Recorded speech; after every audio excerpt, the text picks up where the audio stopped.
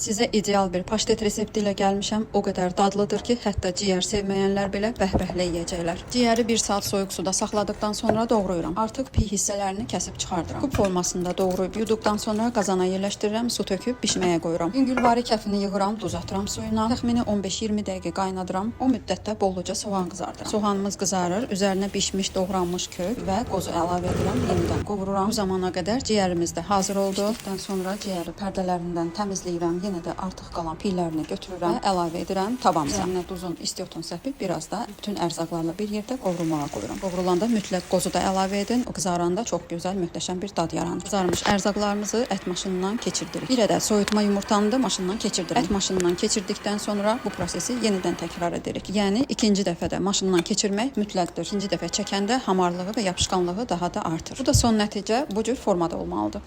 Belə bir qab götürüb üzərini hamarlayıram. Alınmış kütləni Mercedes işarəsi formasında 3 bərabər hissəyə bölürəm, sonra isə kəsirəm. Dəzgahımıza streç salırıq və hissələrdən hər birini götürüb strecin üzərində yayırıq. Əvvəlcə top formasına salıb, sonra qıraq hissələrindən kvadrat şəklə salsaq daha yaxşı olar.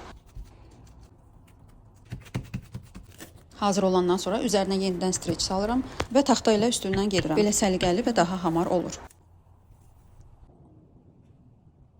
Və kənarda yumşalmış yağı götürüb üzərindən çəkirəm. Yağı istəyinizə görə çox və az da edə bilərsiniz. O artıq sizin zövqünüzə baxır. Sonra strecin vasitəsilə bu formada yumruluyuruq. Mənim göstərdiyim qaydada etsəz çox rahatdır bu formada eləmək.